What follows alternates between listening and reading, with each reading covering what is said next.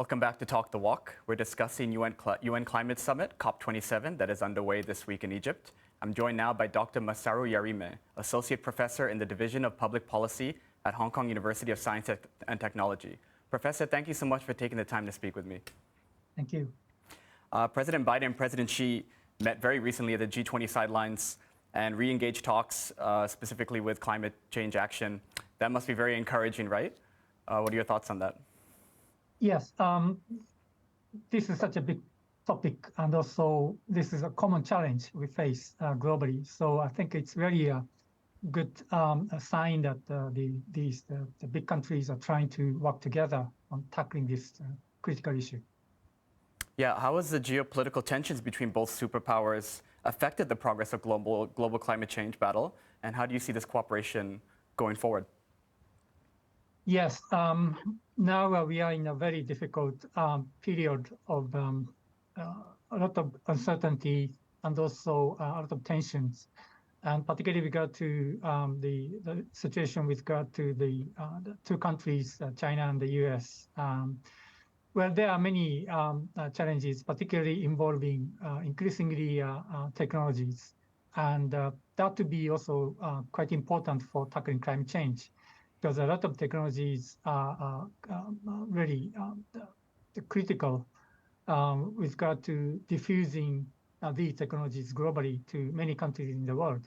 So we need to really have a system to guarantee the cooperation and collaboration in developing and deploying these technologies. So in that sense, the tension between the US and China would be really important issue at this moment, and particularly in terms of renewable technologies like photovoltaics and also wind power.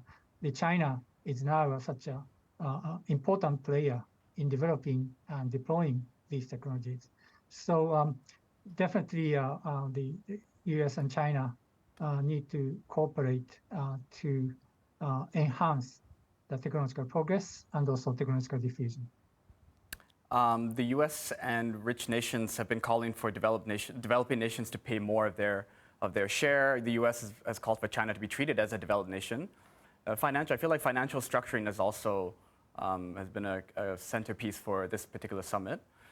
So, do you think that's fair that the rich nations are sort of passing the buck, so to speak, or has this been a distraction, or is this hindering the overall progress?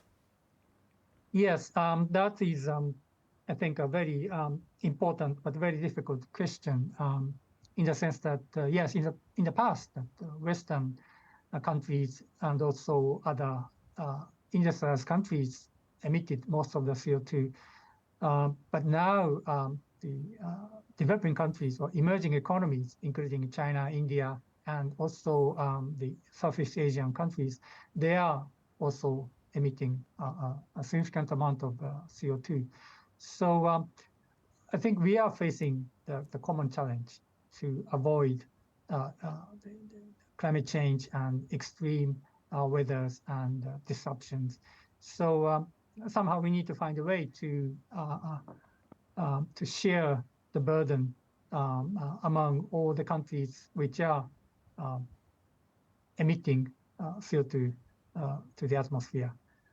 So in that sense, I think these the major countries, particularly those in the G20 scheme, need to provide financial resources and also skills and knowledge and technologies to tackle the common challenge through international cooperation.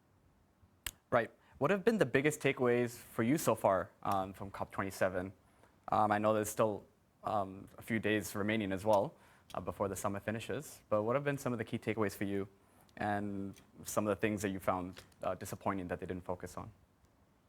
I think in this meeting, I think for the first time that the issue of loss and damage and potential compensation for that has been put on agenda. So now they have officially started discussion on the negotiation on this topic. So that would be probably one thing which we could mention for this conference. And obviously that involves a lot of difficult issues and who should pay for what and what should be understood as a loss and damages in this area. And so there are a lot of discussions, and then obviously we need to take time to really figure out what can be agreed upon on this topic. And then I see increasingly attention is given to adaptation because well, somehow we have all this target of trying to achieve the 1.5 degree target, which has been agreed upon since the Paris the meeting in 2015. Right. So I think this is such a difficult target, I'd say, honestly. So I think we really need to prepare for adaptation because probably in the end that we can't avoid extreme weathers and disruptions as we saw in Pakistan in recent months. So I think it's very important to also have a scheme to facilitate adaptation and resilience to climate change. And I think on this conference, and we see some progress on this topic. Right. No, it's very interesting you bring up in 2015, obviously, with the 1.5 temperature goal, and then even last year's summit, there was a lot more promises and pledges, and now it's sort of like a reality check, and the urgency is just magnifying more and more. So you mentioned that there's more adaptation and how to be more pragmatic, possibly, but how do you balance that line? Will that then risk countries perhaps abandoning their past pledges and their past promises, or how can that balance be found? Yes, I think this is also quite a difficult challenge in the sense that I think now under the Paris Agreement that each country needs to commit itself to submit a plan to cut the emissions. But if you put all the commitment together globally, then still the current trajectory is still far away from what we need to do to achieve 1.5 degree target. So obviously we need to have more ambitious plans for cutting emissions, but at the same time also we need to prepare for potential disasters and disruptions by preparing for adaptation and resilience. So we need to do both at the same time. How can China help further take a leadership role in driving climate action goals, specifically for its neighboring countries and the rest of Asia, given the lack of promises that can be fulfilled from richer nations and geopolitical tensions, et cetera? And obviously, climate change is it's a borderless issue. So is there a solution in more regional cooperation, stronger regional cooperation, and China obviously leading the way in trying to help other nations, whether it's to help other nations to transition to cleaner energy or providing funds and relief funds? Yes, I think China plays such a critical role in tackling the climate change. And China has now a lot of technologies, particularly photovoltaics and wind, and many companies which can provide these technologies abroad.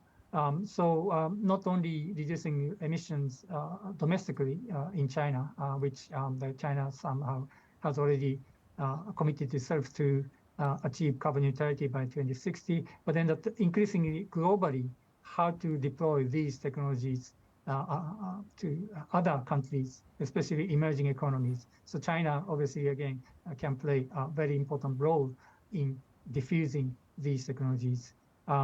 So I think regionally, yes, Southeast Asia in particular would be a very important region in the coming years to reducing CO2 emissions, but also strengthening resilience to disasters, because in Asia we have so many hurricanes and typhoons and flooding.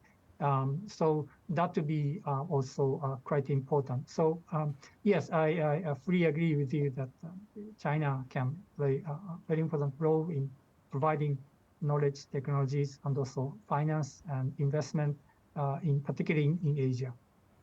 Right. Could you give some examples of what some of these technologies are which China can spearhead in. And with the current trade war between the U.S. and China and other geopolitical tensions, would that get in the way, so to speak?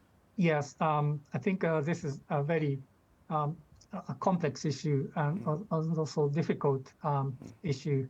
But probably, let's say, photovoltaics, relatively simple technologies, and then they are now readily available to many countries, and they may not necessarily involve some of the high-tech areas which are currently targeted by all the global the trade the disputes.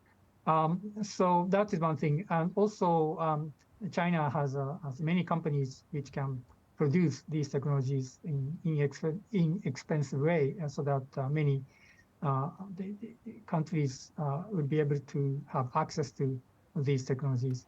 But also at the same time, there are some areas like batteries, which are increasingly regarded as strategic areas in US and also Europe and also in Asia. So that would be difficult challenge. And also digitalization is underway also in the area of technologies for tackling climate change, mitigation and also adaptation. So how we can manage these digital technologies in tackling climate change would be, I think, it would be such a big topic in the coming years. How we can manage data, so share data, exchange data, so that we can accelerate the learning in these technologies. But that would have a lot of challenges with regard to all the data sharing and the disclosure. So that would be a really big topic. Dr. Yarime, thank you so much for taking the time to speak with me. Thank you very much.